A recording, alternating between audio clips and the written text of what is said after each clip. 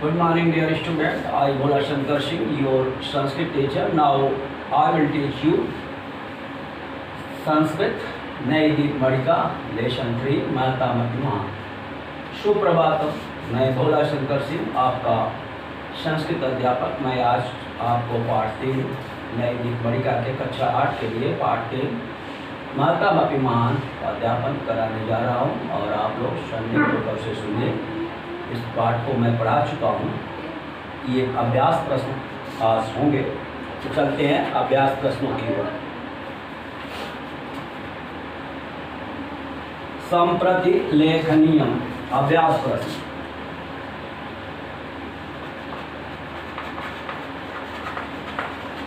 अभ्यास प्रश्न एक पदेन उत्तरत्। एक पदेन उत्तरत्। एक पद में उत्तर दीजिए। उत्तरत् एक पद में उत्तर दीजिए। Answer in one word. Maharana Ranjit Singh कीन कांड आसी, तो हो जाएगा का नेत्रेण। कीन कांड नेत्रेण कांड।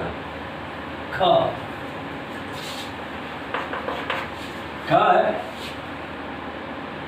रणजीत सिंह का कांड अकरोत। कौन सा? तो एका वृद्धा। एका वृद्धा कांड अकरोत। महाराजा कैश ग्रामम अगच्छत, तो हो जाएगा भटैश। भटैश कैश भटैश। महाराजा कस्मै अन्नम दानम च ऐच्छत्, तो वृद्धायै। वृद्धायै वृद्धायै अन्नम दानम च ऐच्छत्। सा कम मारयत स्म, तो वृक्षम उत्तर हो जाएगा। वृक्षम मारयत स्म। वृक्षम, तो ये रहे उत्तर। तो पहले का हो जाएगा महाराजा रणजीत सिंह कीन कांड आशित, तो हो जाएगा नेत्रेण। पहले का नेत्रेण। पहले का खा प्रश्न है कि रणजीत सिंह का कांड अकरोत, किसने उन्हें काना बना दिया? उत्तर हो जाएगा एका वृद्धा, एक वृद्धा ने। गा खैर महाराजा कैश संग्रामम अगच्छत, महाराजा किसके साथ गांव जा रहे थे? तो भटैश सैनिकों के साथ। घा महाराजा कस्मै अन्नम धनम च अयच्छत, महाराजा ने किसको धन अन्न दिया? तो वृद्धाई, उत्तर हो जाएगा। अंग श कम मारे स्म, वह वृद्धा किसको मार रही थी? वृक्षम, यह उत्तर हो जाएगा। तो पहले का प्रश्न का उत्तर एक पद है ना, उत्तर यहाँ समाप्त होता है। अब ख प्रश्न की ओर चलते हैं। स्थूलानि पदानि आधारीकृत्य प्रश्न निर्माणं कुरुत। दूसरा, स्थूलानि पदानि आधृत्य आधृत्य, उसको आधार बना करके स्थूल पदों को, जो मोटे थोड़ा दिए गए हैं, उन पदों को आधार बना करके आधारीकृत्य, तो आधृत्य आधारीकृत दिया इसमें। आधारीकृत्य आधार बना करके प्रश्न निर्माणम कुरुत। प्रश्न निर्माणम कुरुत। आप लोग इसका समझते होंगे, प्रश्न का निर्माण करना है। और स्वमित्र से गृहम प्रति अगच्छत, तो स्वमित्र से तो हो जाएगा कस्य। स कस्य गृहम प्रति अगच्छत। स कस्य गृहं प्रति अगच्छत। स कस्य गृहं प्रति अगच्छत। स कस्य गृहं प्रति अगच्छत। तो ये प्रश्नवाचक क्वेश्चन मार्क भी रहेगा। सैनिका ताम वृद्धाम अभित अतिष्ठन्, तो हो जाएगा के। सैनिका काह का कौ का कम कौ काम का कौ के कम कौ का का कौ के क्या हो जाएगा? के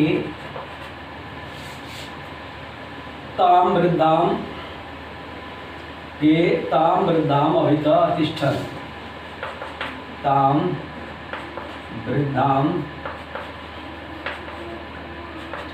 अभिता अतिष्ठन्,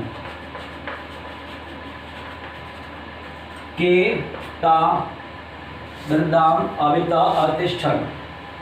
तो तीसरा है ग भटेभ्य स आदेशम अयक्षत, ग भटेभ्य तो हो जाएगा केभ्य, का कौ के, कम कौकान, केन काव्याम कई, कस्मई काव्याम केभ्य, कस्मात् काव्याम तेभ्य, तो हो जाएगा केभ्य।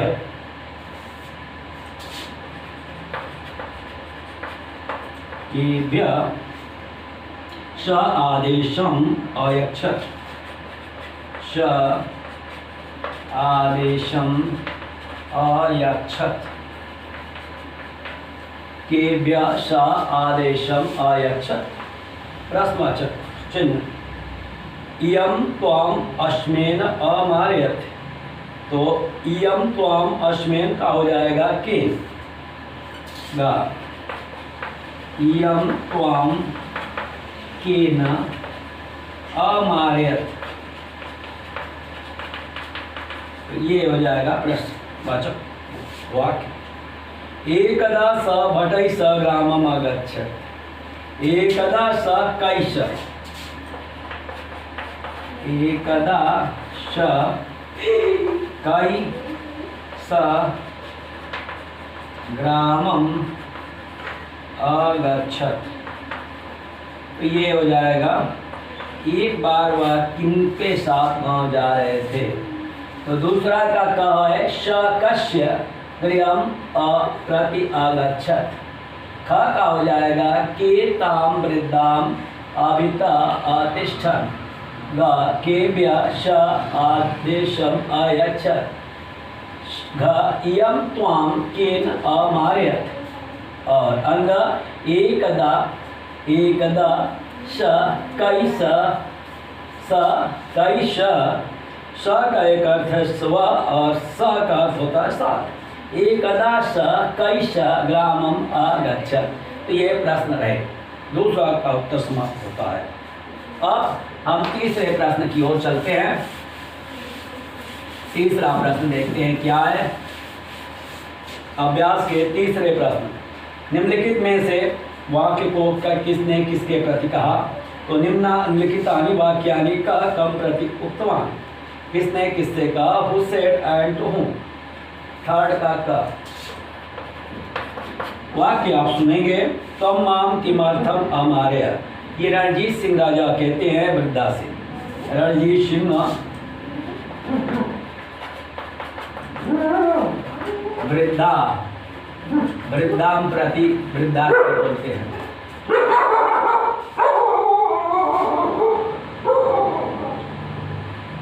दूसरा है इयं त्वाम अस्मेन अमारयत, सैनिक भटा या सैनिक रणजीत सिंह, रणजीत सिंह, हम रणजीत सिंह से बोल रहे हैं, तो सैनिका रणजीत सिंह, ये का और ख, दो प्रश्नों के उत्तर हैं। तो का रणजीत सिंह वृद्धाम प्रति, सैनिका रणजीत सिंहम प्रति, ये रणजीत सिंह के से बोल रहे हैं। और गा मम शिशुआ छुरिता आसन, वृद्धा नृपम, वृद्धा नृपम प्रति राजा, राजा राजानम राजानम राजानम राजा, आम अवजानम त्वं गच्छ, राजा वृद्धाम, राजा रणजीत सिंह सिंह वृद्धाम, ये रहा का रणजीत सिंह वृद्धाम प्रति, सैनिका रणजीत सिंह प्रति, वृद्धा निपम और राजा रणजीत सिंह वृद्धाम, ये रहा। चौथा प्रश्न, प्रश्न नंबर 4, इसको क्रम से करना है। तो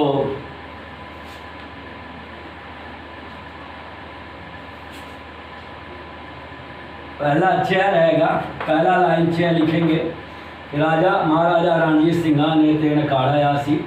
दूसरा लिखेंगे, दूसरे में लिखेंगे ग स जन्मना काढ़ा नायासी ग। तीसरा वाक्य लिखेंगे ज वृद्धा पाषाण खंड प्रहारेण तम काढ़ा करो ज। चौथा वाक्य लिखेंगे आम फलाय पाषाण खंडान अक्षिपम, आम फलाय पाषाण खंडान अक्षिपम छ। और पांचवा सा ताम पाषाण खंडेन अमायत, तो श घ। और पांचवा छठा अंग लिखेंगे भवान च तस्यै दंडम यक्षित, छ का अंग। और सातवां लिखेंगे वृक्ष तस्यै फलम यक्षति अहम च पुनः नृप का। और आठवां वाक्य लिखेंगे ख तस्यै विद्यायै अन्नम धनम च अयच्छत्।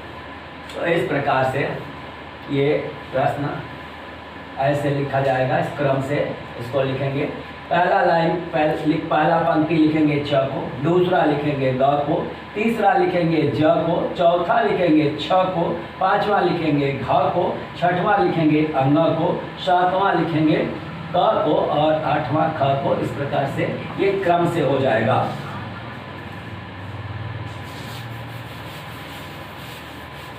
तो चौथे प्रश्न का उत्तर भी यहाँ पे समाप्त होता है। अब पांचवें प्रश्न की ओर चलते हैं। पांचवा प्रश्न है नहीं, भाषा अवबोधनम। अब व्याकरणात्मक प्रश्न, भाषा अवबोधनम, भाषा की जानकारी। व्याकरणात्मक प्रश्न है कोष्ठात् समुचितानि विकल्पानि चित्वा रिक्त स्थानानि पूरयत। कोष्ठ से उचित विकल्प को चुनकर रिक्त स्थानों की पूर्ति कीजिए। तो क में हो जाएगा मार्गम, क में पहले के क में मार्गम। तो मार्गम क्यों रहेगा, यहाँ जाया जाता वहाँ द्वितीय होती है। उभता परिता समया निस्सा हा प्रति अनुभव यावत के योग में द्वितीय विभक्ति होती है। तो अकथितम जैसे ख में क्या शुद्ध भरा जाएगा, तो जनकेन सा, सा के योग में तृतीय विभक्ति होती है जनकेन सा, जनकेन। और स भिक्षुक बधिरा, तो ये नाम विकार से जिस अंग में विकार होता है इसमें हो जाएगा ग में कर्णेन। कर्णेन का अर्थ होता है कान से।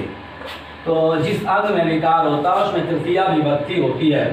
अधुना राम प्रतिगच्छत, तो प्रति के योग में द्वितीय विभक्ति होती है, गृहम हो जाएगा गृहम, गृहम। और अंग मोहनम इदम पुस्तकम दास्यति, देने का तो कस्मई, तो दा देने के अर्थ में चतुर्थी विभक्ति होती है, तो कस्मई, कस्मई दास्यति। और च फलम रोचते, तो रुच्यर्था नाम प्रेमाणु अर्थ जो अच्छा लगता है उसमें मह्यम हो जाएगा, मह्यम फलम रोचते, मह्यम। ये तो पहले के का में मार्गम, पहले के ख में जानकेन, गा में कर्णेन, घ में गृहम, अंगा में कस्मई और च में मह्यम। तो इस प्रकार से ये मह्यम ये हो गया। मार्गम जनकेन कर्णेन गृहम कस्मई मह्यम। पहला प्रश्न समाप्त होता है भाषा बोधन का। अब दूसरा प्रश्न देखते हैं। तो निम्नलिखितानि वाक्यानि वै विभक्ति अनुसारेण शुद्धानि को शुद्ध करना है। तो मार्गस्य के जगह मार्गम हो जाएगा। पहले में क में मार्गस्य, मार्गस्य को हटाएंगे और यहाँ पे करेंगे मार्गम, मार्गस्य के स्थान पर मार्गम। दूसरा है पुस्तकस्य, पुस्तकस्य, ये तो बिना नाना के योग में द्वितीय तृतीया पंचमी कुछ भी होती है, तो पुस्तकम, पुस्तकम, पुस्तकेन और पुस्तकात् कुछ भी हो सकता है। और माम शीतलम जलम रोचते, तो मह्यम हो जाएगा माम की जगह पे, गा में हो जाएगा माम हटाइए और मह्यम, मह्यम हो जाएगा। ग बालका जनकेन प्रश्नम पृच्छति, तो जन कम हो जाएगा पृच्छ के योग में कथितम च से, तो यहाँ जनकेन के जगह पर जनकम, जनकेन के जगह पर जनकम। दो याद रुद्राची भ्रूषाजी मधमुख निश्वा कृष्वा, ये सब जो होता है ये योग में द्वितीय विभक्ति होती है, इसलिए हो जाएगा जनकम। छात्रा गुरुवे प्रश्नम पृच्छन्ति, तो गुरु गुरु गुरुव गुरुम, गुरुम हो जाएगा गुरुम, गुरुवे के जगह पर गुरुवे, गुरुवे के जगह पर गुरु। तो ये प्रश्न भी समाप्त होता है। पहले में रहेगा मार्गम, दूसरे में भरेंगे पुस्तकम, तीसरे गा में मह्यम, घा में जनकम और जनकम और गुरुवे गुरुम। इस प्रकार से ये प्रश्न यहाँ पे समाप्त होता है भाषा बोधनम का। अब हम चलते हैं दूसरे के बाद तीसरा प्रश्न, और तीसरा प्रश्न ये अंतिम प्रश्न है आपका। इसमें मंजूषा या उचित शब्द ही वाक्यानि पूरित्वा पुनः लिखा, मंजूषा से उचित शब्द चुनकर वाक्यों को पूरा कीजिए। तो सर्वदा अपि कदा यत् स के, तो का में भरेंगे श, पूरा वाक्य हम पढ़ लेते हैं। तो वाक्य हो जाएगा सीता रामेण स गच्छति, ये ख में भरेंगे त्वं कदा पठिष्यसि, त्वं कदा पठिष्यसि,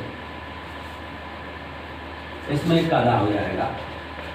ग, ग में है अहम अपि फलम खादामि, अपि, अपि भरा जाएगा ग में। ग में यत् कार्यम कुरु परिश्रमेण कुरु, यत् भरा जाएगा, यत् कार्यम जो कार्य करो परिश्रम से करो। अंग, अंग है स केन काण अवत, तो हो जाएगा केन, केन काण अवत। और च में पुत्र सर्वदा सत्यम वद, सर्वदा हो जाएगा। इस प्रकार से ये थर्ड क्वेश्चन है भाषा बोधन का। तीसरे के क में श, ख में कदा, ग में अपि, घ में यत्, अंग में केन और च में सर्वदा। ये आपके पूरे प्रश्न रहे और यहाँ पर आपका अभ्यास प्रश्न समाप्त होते हैं। अब चलते हैं अंतिम में आपकी शुक्ति है, उसे आप सुन लीजिए। अहिंसा परमो धर्म, अहिंसा परम धर्म है, श्रेष्ठ धर्म है। तो ये आपकी शुक्ति है, ये आप पढ़ लीजिए। अब आगे हम पाठ 4 की ओर चलते हैं। पाठ 4, अब यहाँ पे आपका प्रकरण बदल जाता है। सुवचनानि,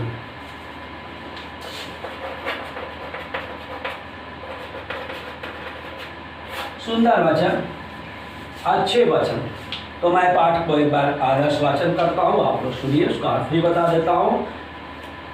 सुखार्थिना कुतो विद्या, विद्यार्थिना कुतो सुखम, सुखार्थी वा त्यजेत विद्यां, विद्यार्थी वा त्यजेत सुखम।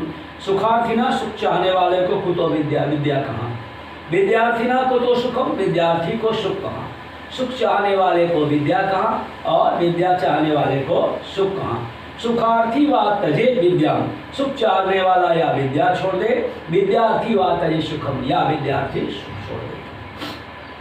तो गौरवम प्राप्ते दानात् न तु वित्तस्य संचयात्, धन, दान से गौरव प्राप्त होता है, धन की संचय से गौरव प्राप्त नहीं होता।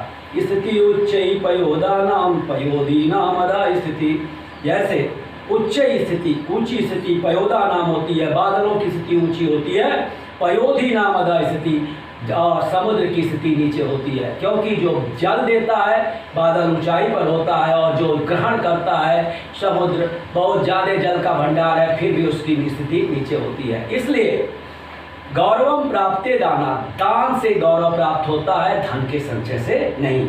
उच्च स्थिति बादलों की होती है और समुद्र की स्थिति नीची होती है। दुर्जना सज्जना बभूया सज्जना शांति मापया, दुर्जन सज्जन हो जाए और सज्जन शांति को प्राप्त करें। शांता मुच्चेत बंधनेभ्य, शांत लोग बंधन से मुक्त करें। मुक्त च अन्यान विमोचेत, और जो मुक्त हो जाए बंधन से संसार के, वह अन्य दूसरे लोगों को भी बंधन मुक्त कर दें। तो दुर्जना सज्जना हो या दुर्जन सज्जन हो जाए। सज्जना शांति मापया, सज्जन शांति को प्राप्त करें। शांता मुच्चेत बंधनेभ्य, शांत बंधन से मुक्त हो जाए। और मुक्त च अन्यान विमोचेत, और जो मुक्त हो जाए वह दूसरे को बंधन से मुक्त करे। जाड्यम दियो हरति सिंचति वाचि सत्यम, मानोन्नतिं दिशति पापमपाकरोति। चेता प्रसादयति दीक्षुतनोति कीर्तिं, सत्संगति कथय किं न करोति पुंसाम। इस श्लोक में सत्संगति के महत्व का वर्णन किया गया है। कह रहे हैं कि धियम धियो जाड्यम हरति, यह धिया बुद्धि की जाड्यतम अज्ञानता को दूर करती है। वाचि सत्यम सिंचति, वाणी को सत्य से सींचती है। मान उन्नति दिशति, यह मान और उन्नति को फैलाती है। पापम अपाकरोति, पाप को दूर करती है। चेता प्रसादयति, बुद्धि को प्रसन्न रखती है। दिक्षु कीर्तिम तनोति, दिशाओं में यश को फैलाती है। कथय कहो सत्संगति पुरुषाम किम न करोति, सत्संगति पुरुष की क्या नहीं करती है। तो जाड्यम दियो हरति सिंचति वाचि सत्यम, मानोन्नतिं दिशति पापमपाकरोति। चेता प्रसादयति दीक्षुतनोति कीर्तिं, सत्संगति कथय किं न करोति पुंसाम। धिया जाड्यम हरति, बुद्धि की अज्ञानता को दूर करती है। वाचि सत्यम सिंचति, वाणी को सत्य से सींचती है। मान उन्नतिम दिशति, मान और उन्नति को फैलाती है। पापम अपाकरोति, पाप को दूर करती है। चेता प्रसादयति, बुद्धि को प्रसन्न रखती है। दिक्षु कीर्तिम तनोति, दिशाओं में यश को फैलाती है। कथय कहो सत्संगति पुरुषाम किम न करोति, सत्संगति पुरुषों की क्या नहीं करती। अब हम अगले श्लोक की ओर चलते हैं। शर्पा पिबन्ति पवनम न च दुर्बलास्ते, सर्प हवा पीते हैं लेकिन वे दुर्बल नहीं होते। शुष्कैः तृणैः वनगजा बलिना भवन्ति, शुष्क घास फूस खा करके भी वन के हाथी बलवान होते हैं। कंदैः फलैः मुनिवरा क्षपयन्ति कालम, कंद फल फूल खा करके मुनिवर श्रेष्ठ मुनि लोग अपने समय को बिताते हैं। तो संतोषेव पुरुषस्य परम निधानम, संतोष ही पुरुष का सबसे बड़ा खजाना है। तो संतोषम परमम सुखम, इस सिद्धांत पर यह श्लोक बल देता है। सर्पा पिबन्ति पवनम न च दुर्बलास्ते, शुष्कैः तृणैः वनगजा बलिना भवन्ति। कंदैः फलैः मुनिवरा क्षपयन्ति कालम, संतोषैव पुरुषस्य परम निधानम। सर्प हवा को पीते हैं लेकिन वे दुर्बल नहीं होते। शुष्क घास फूस खा करके भी वन के हाथी बलवान होते हैं। कंद फल को खा करके श्रेष्ठ मुनि अपना समय बिताते हैं। इसलिए पुरुष का संतोष सबसे बड़ा खजाना है। अब अंतिम श्लोक की ओर चलते हैं। प्रारभ्यते न खलु विघ्न वहेन नीचै, प्रारभ्य विघ्न विहता विरमन्ति मध्या। विघ्नैः पुनः पुनरपि प्रतिहन्यमाना, प्रारब्ध च उत्तम जना न परित्यजन्ति। जो नीच लोग होते हैं वह विघ्न के भय से काम प्रारंभ ही नहीं करते हैं, और जो मध्यम कोटि के व्यक्ति होते हैं वह कार्य तो प्रारंभ करते हैं लेकिन विघ्न आने पर उसे बीच में ही छोड़ देते हैं। विघ्नैः पुनः पुनरपि प्रतिहन्यमाना, लेकिन जो उत्तम व्यक्ति होते हैं बार बार विघ्नों के आने पर भी प्रारब्ध उत्तम जना न परित्यजन्ति, उत्तम लोग कार्य को प्रारंभ करके बीच में नहीं छोड़ते हैं। तो ये आपका पाठ यहीं पर समाप्त होता है। शेष अगले दिन